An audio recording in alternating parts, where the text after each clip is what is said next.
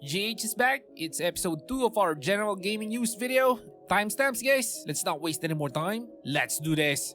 First up, a few days ago, the Xbox Developer Direct 2025 happened, and now we have the release dates of some new games.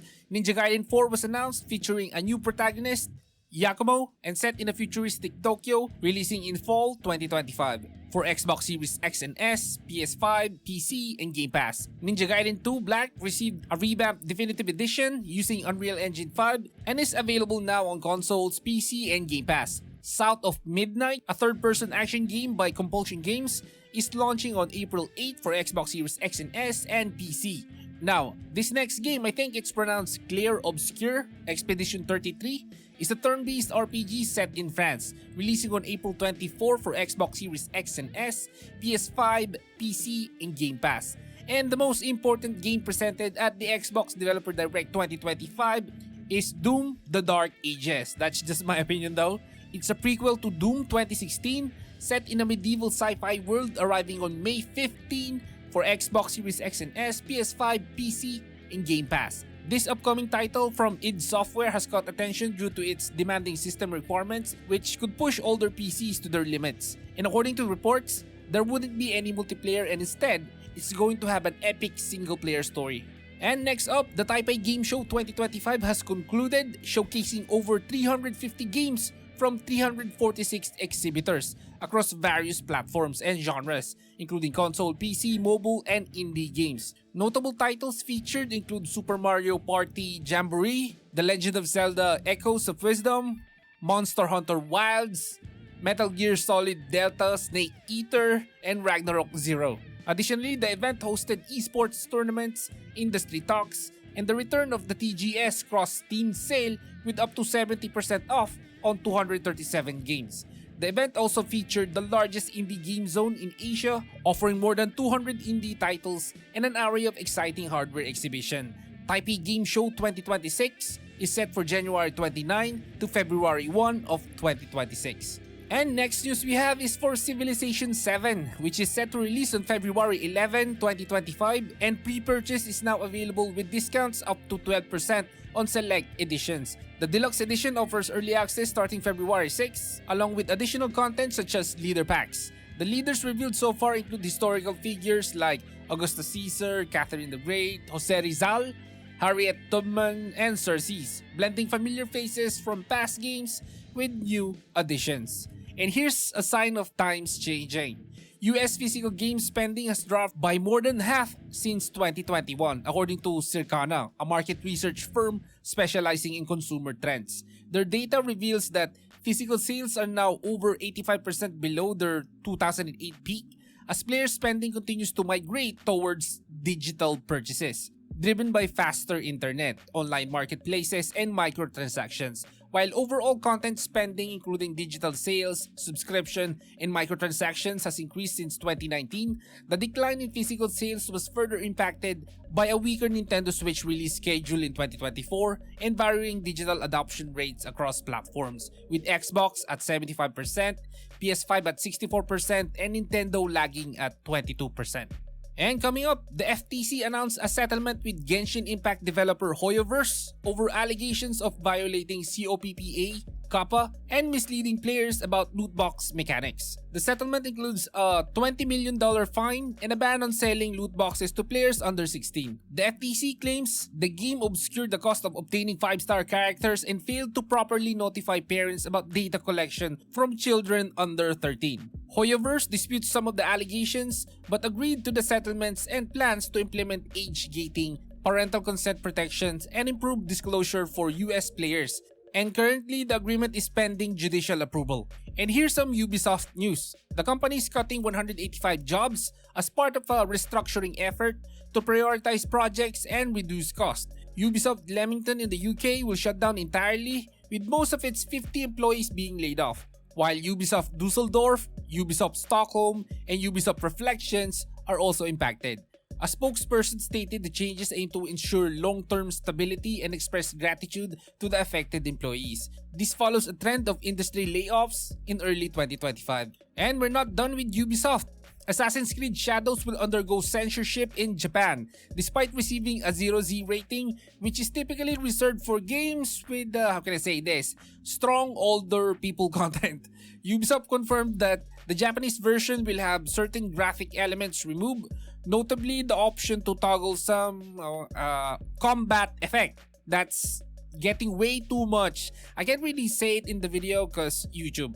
So yeah, the portrayal of some body parts, maybe flying, will also be altered. Additionally, some of the Japanese language dialogue will be modified for the region, although further details were not provided. This decision follows a history of controversy surrounding the Japanese ratings board, 0, particularly in relation to its handling of over-the-top content in games like Dead Space and Stellar Blade. And Final Fantasy VII Rebirth is finally on PC. We can now use the power of our PCs to experience the game. The title has seen impressive success, surpassing the Steam launch number of its predecessor, Final Fantasy VII Remake Integrate.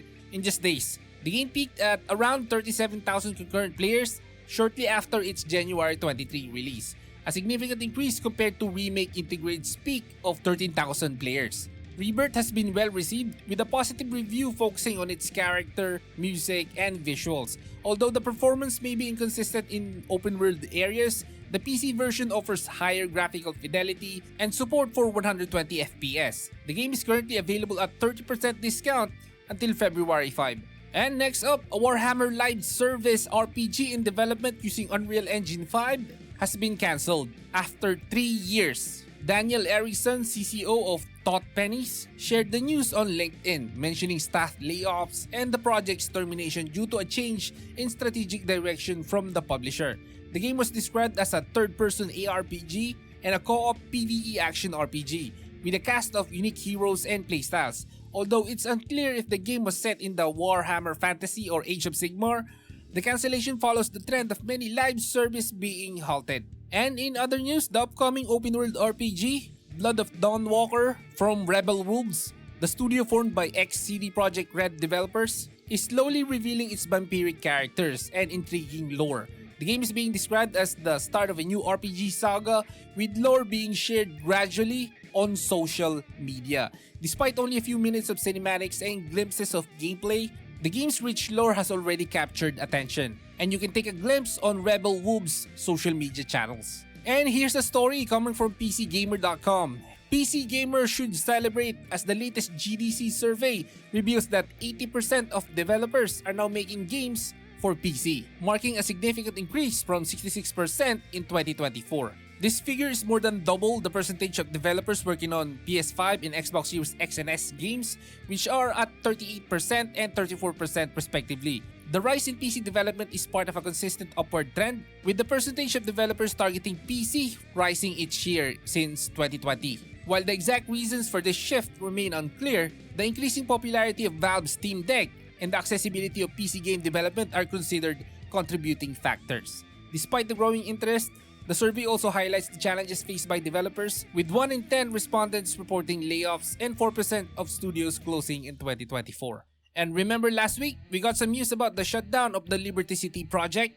And now our news is about Vice City. Modders have recreated GTA Vice City using the GTA 4 engine, offering a free, fully playable version.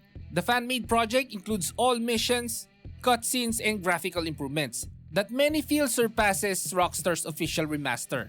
However, the release faces concerns about potential legal action from Rockstar and some technical issues like stuttering and sound delays. Despite this, the mod provides a new way to experience the classic game while addressing fan concerns with the Definitive Edition remaster.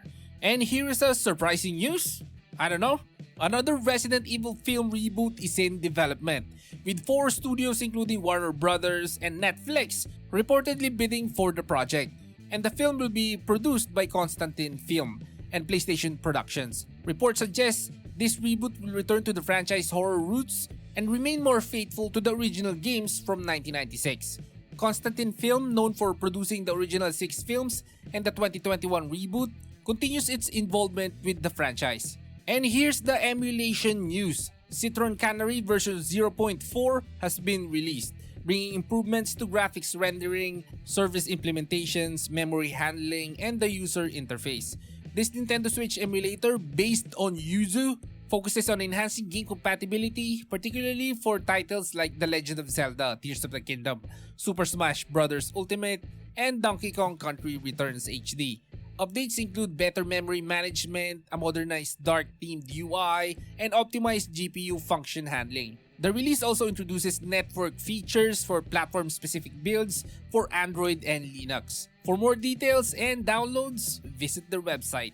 And PS4 emulation news. Shad PS4 is now officially available on FlatHub, a platform for distributing and installing Linux applications, making the emulator more accessible to a wider audience. Now, Bloodborne PC emulation through Shad PS4 is making significant progress, with the game now fully playable from start to finish at 60 frames per second. Fan mods further enhance the experience by adding improved shadows, lighting, and anti-aliasing, offering a glimpse of what a potential official remaster might achieve. And this week's free epic game is Behind the Frame. According to its Steam description, Behind the Frame is a vivid interactive fiction about an aspiring artist on the cusp of finishing the final piece of her gallery submission. It's a puzzle game and it's free. And leave a like before you go. And this is Gaming Hardcore. See you in the next one.